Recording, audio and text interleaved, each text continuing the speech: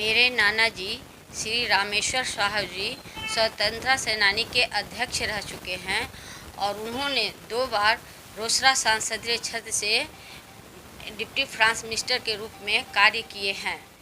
मैं अपने नाना जी के साथ उनके कार्य के लिए बाहर उनके साथ घुमा करती थी और नाना जी को जन कल्याण का काम करते हुए देखी हूँ।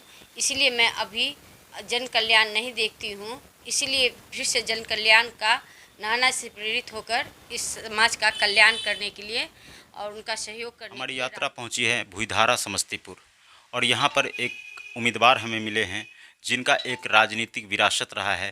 पहले से उनके परिवार के कई लोग हैं जो राजनीति में अपना सेवा दे चुके हैं, विभिन्न पदों पर रहे हैं।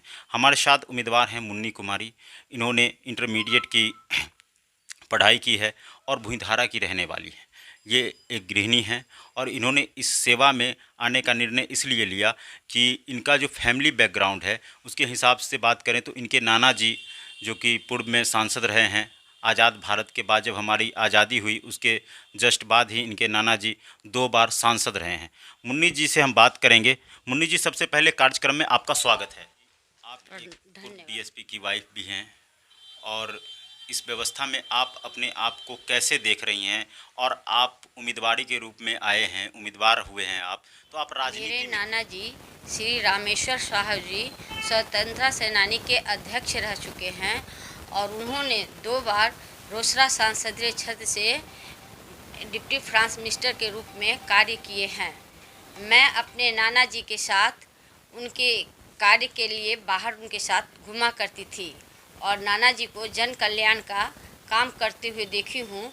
इसलिए मैं अभी जन कल्याण नहीं देखती हूँ, इसलिए फिर से जन कल्याण का नाना से प्रेरित होकर इस समाज का कल्याण करने के लिए और उनका सहयोग करने के लिए राजनीति में आई हूँ। आज़ादी के 75 साल बाद भी महिलाओं का उत्थान नहीं हुआ है।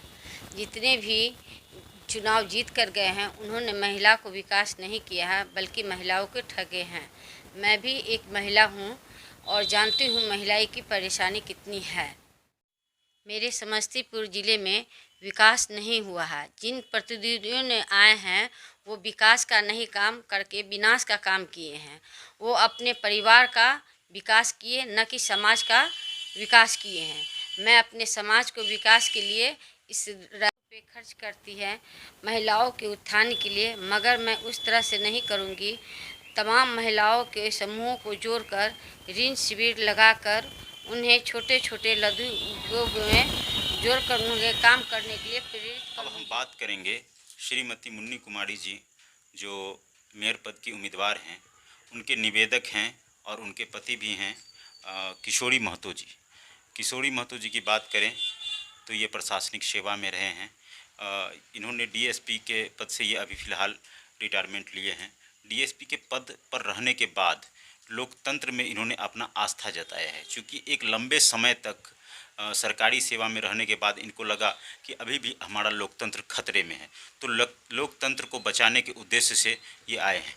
सर से मिलेंगे। सबसे पहले सर, कार्यक्रम में आपका स्वागत है। धन्यवाद। सर, मैं आपसे जानना चाहता हूं कि लोकतंत्र के महापर्व यानी कि चुनाव में आप आए हैं। आप डीएसपी के पद पर काम किए हैं, सरकारी सेवा में अपना योगदान दिया है, तो उसके बाद लोकतंत्र में कैसे एकाएक आपकी आस्था जगी कि आप राजनीति में अपनी मैडम को लेकर के आए? मैं बचपन से ही और किशोरावस्था पार करके ही मैं समाज सेवा से जुड़ा रहा हूँ। मेरे पिताजी, मेरे दादाजी बड़े सामाजिक और धार्मिक प्रवृत्ति के लोग थे और उनका संस्कार मेरे खून में है।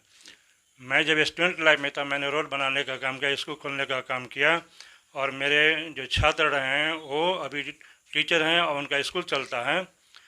और जब मैं पुलिस विभाग में योगदान किया तो बहुत से गरीबों को आंसू पोंछने का अवसर मिला।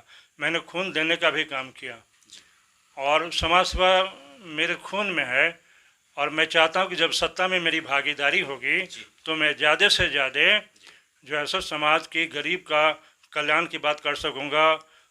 और अभी जो नगर निगम का जो चुनाव है इसमें जो अधिकार और दायित्व है, मैं चाहूँगा कि मैं चूँकि यहाँ का पद जो है महिलाओं के लिए एससी महिलाओं के सुरक्षित किया गया, तो मैं पूर्व से ही अपने लिए प्रयास कर रहा था और मैं चाहता था कि मैं स्वयं जो है सो मेयर पद से खड़ा होऊंगा। लेकिन जब यहाँ महिलाओं को के लिए आरक्षित किया गया तो मैंने बाध्य होकर अपनी पत्नी को इस पद से खड़ा किया हूँ। तो सर आपको लगता है कि हम जो समाज सेवा करते हैं अगर वो किसी पद पर रह करके करें तो शायद और ज़्यादा मजबूती मिलेगी? हाँ, समाज सेवा करने के बाद जब हाथ में जब पावर होगा तो मैं उसका भली प्रकार उसका जो है सो उपयोग करूँगा और अधिक से अधिक समाज कल्याण की बात करूँगा। और जो नगर निगम क्षेत्र में जो बहुत सारा जो अभी जो व्याप्त जो गंदगी है, जल जमाव की समस्या है, नाला में पानी की निकासी की समस्या है, बिजली का तार जहाँ तहाँ झूल रहा है, पुल झूल रहा है, इतना जो है सो बस स्टैंड में भीड़ भाड़ की स्थिति रहती है, ट्रैफिक व्यवस्था है। तो मैं चाहता हूं कि जब हाथ में जब सत्ता होगी तो दूसरों को खुशामद नहीं करना पड़ेगा। अन्य बार मैंने विधायक से कहा, यहाँ के और भी जो प्रतिनिधि हैं उनसे बात किया, लेकिन इस और उन्हीं का ध्यान नहीं गया। मैंने पिछले साल भी कहा था। और टी अकेडमी हाई स्कूल के पास जो जल जमाव की स्थिति रहती है, लोगों की कितनी वहाँ पर जो नाला का पानी सड़क पर आ जाता है। ओवरऑल अगर बात करें तो इस व्यवस्था में आप अपने आप को अस्वस्थ मानते हैं कि ये जो अभी जो सरकार की जो योजनाएं चल रही है या फिर जो काम चल रहा है तो सुदृढ़ और संपूर्ण तरीके से पूरा काम धरातल पर नहीं हो रहा है? हाँ, सरकारी योजनाओं का पैसा लोग उठा लेते हैं, ऊपर ऊपर पी जाते हैं जो पीने वाले हैं, धरातल पर काम होता ही नहीं।